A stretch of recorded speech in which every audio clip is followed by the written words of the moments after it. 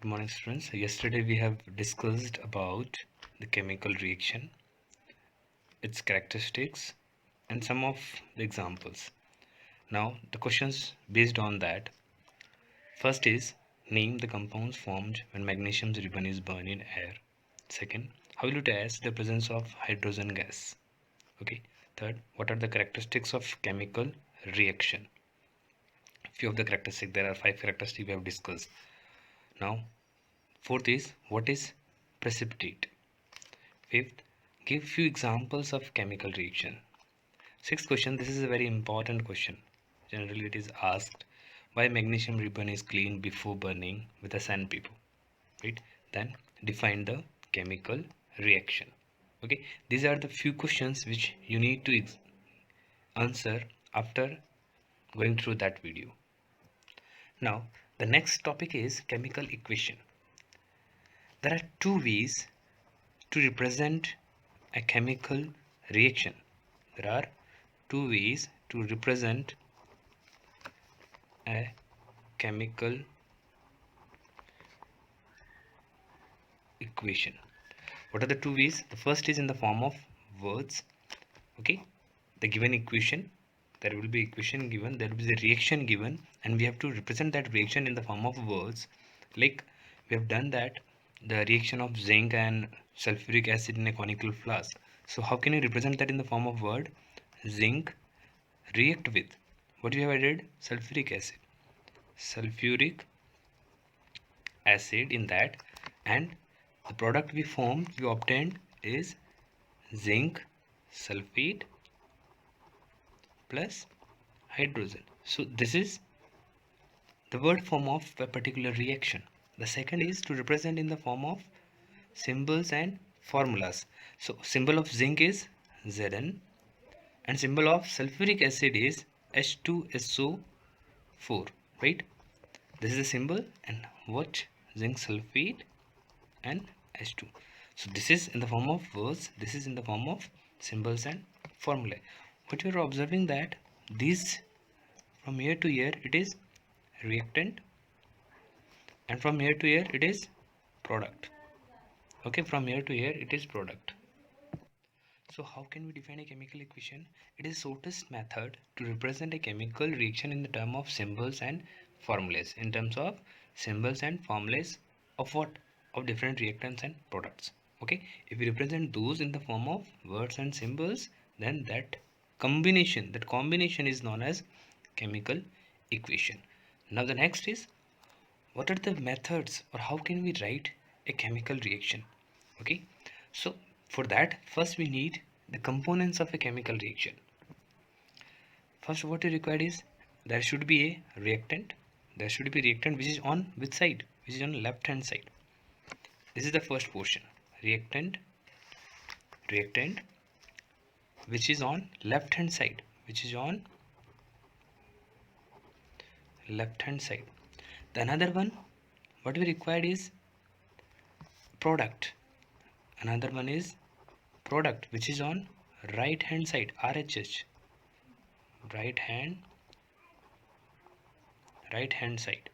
Okay, so these are the two components. This is the first one, this is second one, and the third one is that arrow, which indicate what? Indicates it indicates the direction. It indicates the direction of flow of the reaction. From where? From reactant to product. Okay, from reactant to. Now if the reactant is more than one, suppose there are two reactants, so they will be represented by a plus sign in between them, then arrow, and then the product C, D, they will again be represented by a positive sign. So this is how, these are the components we need. Reactants, products, they are added with a plus sign, and an arrow is indicated for the direction of flow of a chemical reaction. Now type of chemical equations, right? Chemical equations, there are of two type of chemical equation. First is balanced, second is unbalanced. Let's discuss about the balanced chemical equation. As we have already done the equation, this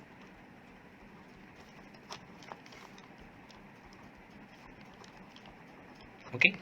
Now to know that the particular equation is balanced or not, what we need to do is we list the number of atoms of these particular equation. Element,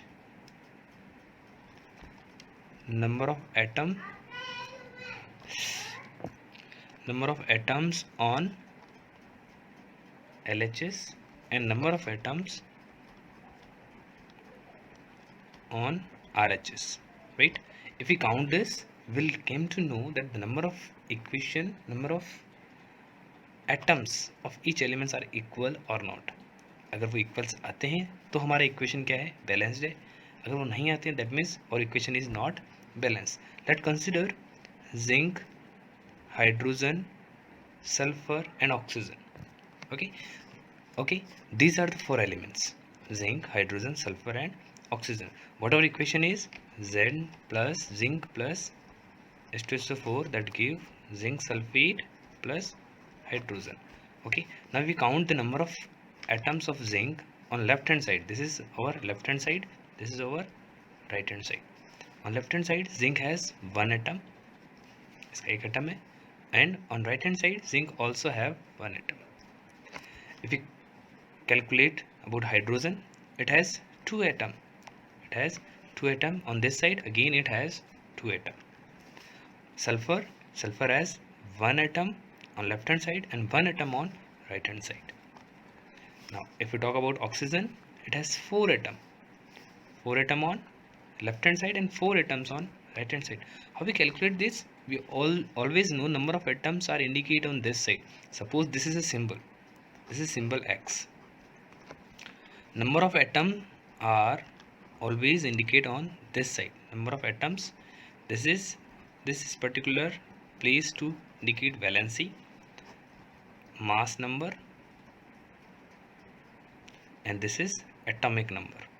We have already discussed this in 9th class. These are the particular places. So number of atoms are indicated on this side, and these are number of atoms. What we came to know, that all the numbers of atoms of each elements are same on both sides. If this happens, we can see the particular equation is balanced. Okay, so by this, what will be the definition? An equation in which the number of atoms of each elements on both sides of the equations are equal, then the particular equation is balanced. The second type is unbalanced chemical equation. It is also known as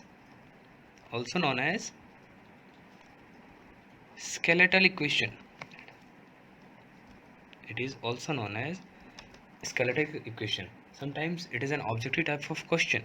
That unbalanced equation is also known as skeletal equation. In this, just opposite to balanced equation, means number of atoms of each elements on both sides of equations are not same or not equal, then it is known as unbalanced chemical equation. The next topic is balancing of a chemical equation. Balancing of chemical equation means making the number of atoms same on both sides of equation, or making the number of atoms equal on both sides of equations. Both sides of equation means this is the equation, left hand side and right hand side. So what we require to do is we have to make number of atom of each elements on left hand side should be equals to number of atoms of each elements on right hand side. If we make this, then the particular equation is balanced. Now what is the importance or what is the need of balancing a chemical equation? So importance or need is to satisfy the law of conservation of mass. Okay, this is the fact.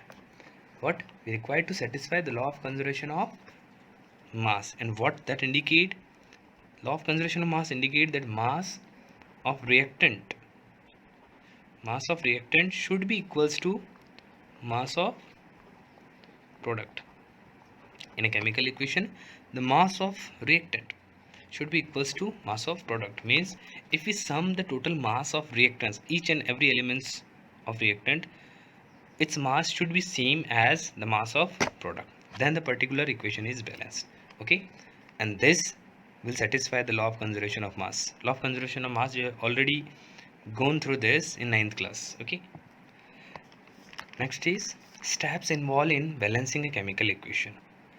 Now in balancing chemical equation there are few steps. First step is write the word equation, means the given if the reaction is given, we have to write that reaction in word form.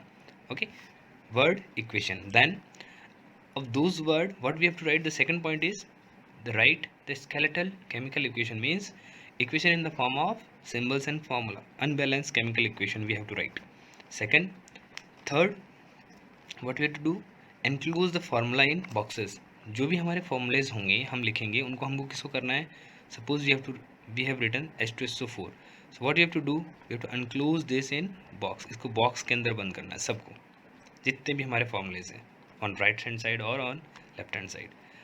Then next point, to list the number of atoms of different elements on LHS and RHS. हमको क्या करना है, एक list बनानी है. ठीक है, कितने हमारे एलिमेंट्स है और उन पर्टिकुलर एलिमेंट्स की कितने कितने एटम्स हैं, कहाँ कहाँ पे, लेफ्ट हैंड साइड पे और राइट हैंड साइड पे.